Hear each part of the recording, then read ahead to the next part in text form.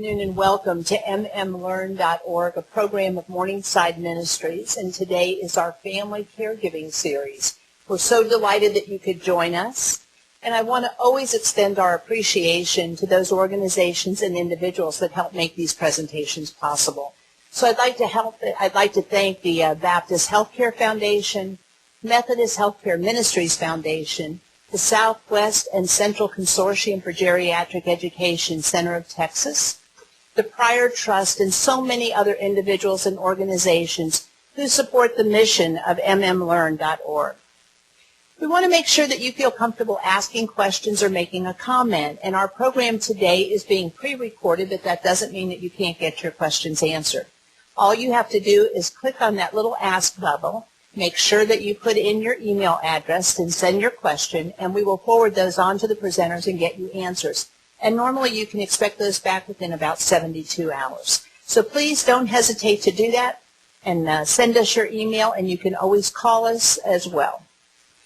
It's very important for us to know what you think, and that's why we ask you to complete the survey. Your feedback means everything, and it only takes about 5 minutes to complete the survey. And it's one of the ways that we're still able to continue to bring these programs to you for free. So we want to thank you so much for joining our group today. Our program is on assistive devices. And what I would like for you to know is that our presenters are going to introduce themselves. And I think that's always special because I always say to them they get their names right, but more than that, they can tell you a little bit about who they are and what they do. But our appreciation to the University of Texas Health Science Services Center in San Antonio, Texas. So thank you and enjoy this program. I know it's an important one. Good morning. I'm Dr. Martha Acosta with the Physical Therapy Department at the University of Texas Health Science Center. And I'm here this morning with two of our doctoral physical therapy students, Rebecca Oliver and Caleb Baker. And we would like to talk with you this morning and share information with you on assistive devices and how to use those assistive devices properly when you're working with your clients. And with that, I'm going to turn it over to Rebecca and Caleb for more details. My name is Caleb Baker, and I'm going to give everyone a brief overview of what we're talking about today. I have a brief introduction on assistive devices, the different types of devices, how to adjust them, common mistakes when using them and how to correct these mistakes, safety during transfers. Primarily, we're going to talk about sit to stand and going from standing to sitting. We're also going to talk about different terrains, how to adjust to these different terrains for increased safety and using the assistive device on different terrains. We're going to talk about gait belts with caregivers, how to use them appropriately with patients to increase safety as well and to decrease fall risk. And we'll end with a brief summary of what we've talked about. So what is an assistive device? Assistive devices help compensate for the following impairments or conditions: decreased balance or stability, decreased strength, decreased coordination, pain with weight bearing, or pain when standing, amputations, or fractures. The two primary uses of assistive devices are going to be when you have decreased strength, and pain is a big one when standing. So they're designed to improve functional mobility. Important considerations. The appropriate assistive device and its proper use are important for safety and security in maneuvering through the environment, as well as conserving energy. Assistive devices should be selected and fitted by a professional, such as a physical therapist or other health professionals that are trained to do so prior to their use. More important considerations, the caregiver must be aware of the client's abilities and disabilities. Caregivers must provide safety for the client through proper guarding, which we'll go through, and instructions during activities where assistive devices are used. This may include preparing the client mentally and or physically for the upcoming activity. For example, if you're going to be taking your client or patient on an outing, it's important to prepare them for the length of the walk or any environmental barriers that they may be encountering on this activity, such as different terrains going from gravel to grass, also any sort of step up or threshold or any kind of rug, anything they need to maybe avoid or be aware to avoid when taking them out to any sort of outing. I'm now going to give this over to my colleague, Becca Oliver. So now that we've talked about what assistive devices are and what they're used for, we'd like to talk about the types of assistive devices and which ones are most stable, which ones are least stable, and the indications for each. So going from most supportive to least supportive, we have the standard walker, rolling walker, a rollator, a hemi walker, a quad cane, and a single point cane. So first let's start with the standard walker. It is the most stable assistive device. As you can see, there are no wheels. It's not going to roll out from under you. It can allow for more weight to be put through your arms so that you can unweight your legs if you have a lot of pain in one leg or you're letting a fracture heal, etc. The downfall of a standard walker is that you have a slower walking speed because you have to move it forward before taking each step.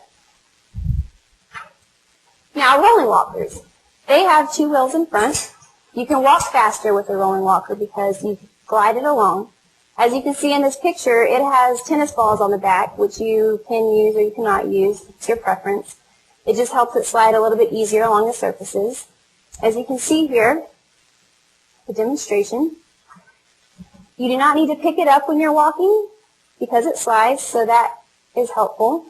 And then the downfall with these is that the wheels can roll out from under you if all four legs are not in contact with the ground or the floor. Now, rollators. We don't have an example here to show you, but they are very popular. You can walk fast with them. You can take a break on the seat. And there's a little carry pouch underneath where you can carry items if you need to take things with you. The brakes on the handles are so that you can lock all the brakes for sitting. However, they're not the safest option because they can still slide with the brakes on slick surfaces. And it does not allow for very much weight to be put through the upper extremities. So this is more so for a lack of endurance more than pain or decreased strength. As I said before, it's only if you need an immediate place for sitting break. If you have good balance already, they're good to use.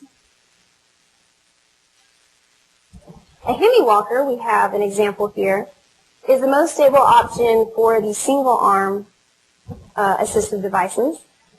It's if you don't have functional use of one arm or hand. It does have the ability to stand upright, so that's nice. It's not going to fall over. It has a very large base of support, so it's sturdy. It can also fold up to store it in a tight spot or if you need to take it on a trip. But the downfall is that it's bulky and can be heavy to some patients. A quad cane is a little bit less stable.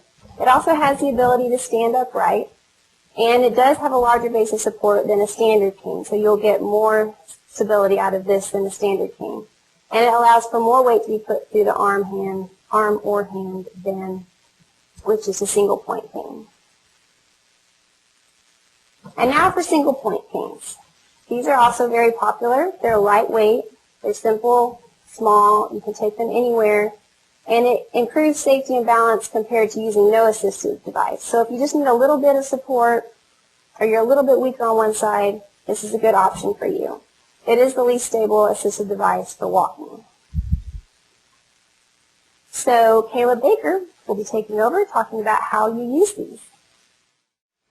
All right, thank you, Becca. Let's get the height right first.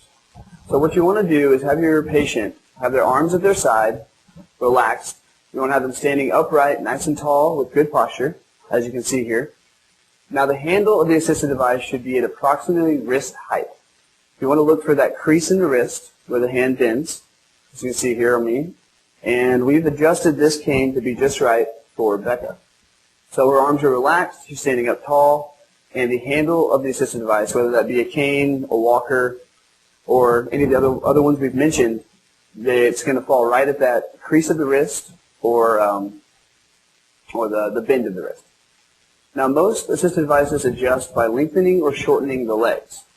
As you can see here, they have a little silver button you can push, and usually adjust by about an inch each segment on most walkers, most canes, quad canes, as well as the hemi walkers. Rollators, on the other hand, can be more complicated depending on the brand. This is just a brief overview of what I just told you about the correct size. As you can see here, this man has it correct in the first picture, The second is it's too tall. If you look how his arm is bent, there's quite a big bend in the elbow, and also the handle of the cane is almost to about the belly button above the waist, which is too high. Now on the next picture, it's too short. As you can see, the man is leaning over to put weight into that cane. Also, there's almost no bend at all at the elbow. The elbow is almost straight. If you look at the correct size with the big green check, you'll notice that there's a slight bend at the elbow, not too much, and not too little. Now I'm going to go over some of the common mistakes. We're going to start with walkers, and we'll move on to the single hand or single arm assisted devices. Now some of the common mistakes with walkers, I'm going to have Becca demonstrate some of these. Probably the most common we see is leaning forward or hunching over. Also pushing the walker too far in front. So a lot of these things can come from the walker height being not adjusted right, such as leaning forward to kind of get your hands onto a walker that's too low, as well as pushing the walker too far in front. Could be the walker's too low, or could be the walker's too high, and to get your weight into it, you're leaning forward. Another common one is picking up the walker while walking. As you can see she's doing here, there's no need to do that. You're actually endangering yourself more so than you would by just gliding it along, just sliding it. Now with a standard walker, as we mentioned before, there would be no wheels, so there is a slight pickup with these, thus making them slower than a two-wheeled walker. However, with a two-wheeled, you have the wheels in the front, and you usually have glides or tennis balls in the back. With this, you can just glide along most any surface, including carpet, concrete, most anything you're going to encounter. One other common mistake we'd like to mention is pushing the walker with one hand or one arm only. This causes the walker to turn, to swivel out of control. This also doesn't allow you to put equal weight bearing through both hands. This doesn't allow you to put weight through both arms or both hands to equally distribute your weight using the walker to unweight the legs or lower extremities. Now we're going to talk about how to correct these common mistakes. When you're using a walker, you want to stand up nice and tall. You want to promote good posture. This all has to do with the height of the walker. As you can see here, she's comfortably standing with good posture, upright. Both hands are on the walker. Not a whole lot of bend in the elbow here, but there is some. You're not locked out with straight elbows. You want to stay close to the walker, as she is here. She's not too far behind it. She's not directly inside of it, but it's comfortably in front of her so that she can use it to stabilize herself. All four legs of the walker should be in contact with the ground when stepping.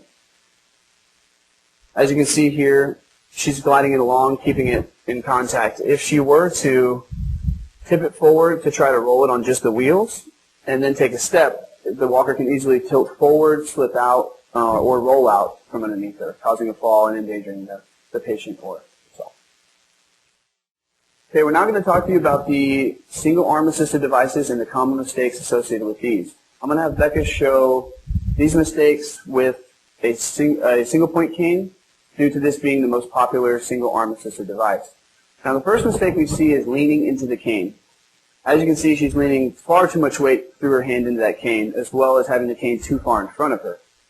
Another common mistake, this is actually seen even on television or movies, holding the cane on the same side as a weaker leg. So let's say Becca has either a painful right side leg or right leg, or that's her weak leg. She's holding the cane in her right hand. This is incorrect. Another common mistake is dragging the cane behind, as well as putting the cane too far in front of the body, which she's already shown. Now, how to correct these common mistakes. If a patient or client has a weaker leg or a painful leg, the cane belongs in the opposite hand of the weak leg.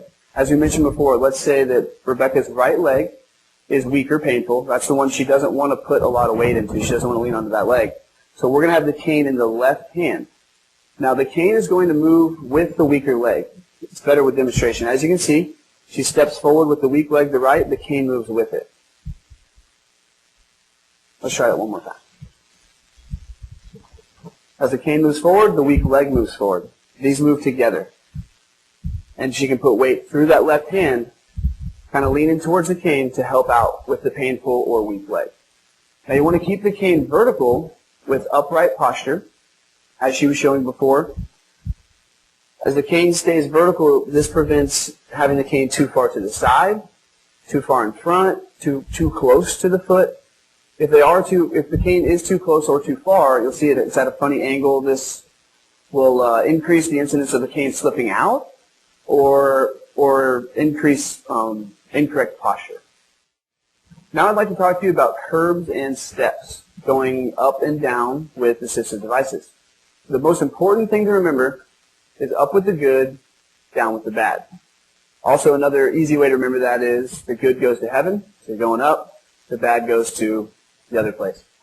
So I'm going to have Rebecca demonstrate this for us. She's going to first place the walker up onto the step or curb. And again, we're going to call her right the injured or weak leg. So she's going to go up with the good, the more stable leg. There we go. Perfect. And now I'll have her turn around, and she's going to show going down. Now this is going to be down with the bad. So walker goes first, and her bad leg is her right. Perfect. Now a lot of people want to go down with their good because that's their dominant or strong leg. However, the leg that's going to take most of the weight is going to be the leg that stays up top. So you're going to be lowering yourself down with that top leg. Therefore, you leave the good leg up. So just remember, up with the good, or the good goes to heaven, down with the bad. Now I'm going to give it over to Becca. She's going to talk about sitting and standing with assistive devices. Thank you, Caleb. I will begin with sit to stand as a transfer with an assistive device. And Caleb will be demonstrating some improper techniques, and then I'll point out the things that are wrong and help him to correct them when using an assistive device. So first, try to get up the improper way. As you can see, he's sitting far back into the seat. His feet are out in front of his knees, and he's not leaning over at all. So when he tries to stand up, he's also holding on to the assistive device, which can topple over very easily. Now, ways to correct this. First, scoot to the edge of the chair. Bring your knees behind you, or your feet behind your knees. And then push off of the chair as you lean forward. Nose over toes is a good thing to remember. And then hold on to the assistive device. Another way that is acceptable is if you have one hand on the chair and one hand on the assistive device, such as this. As long as everything else is done properly, that is okay. Do not pull on the walker because, as you can see, he can topple over. All right. So now, from standing to sitting, let's say that Caleb has just come into a room and he wants to sit down in the chair.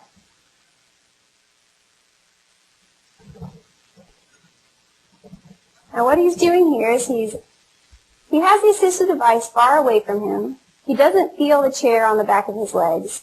So if he goes to sit down,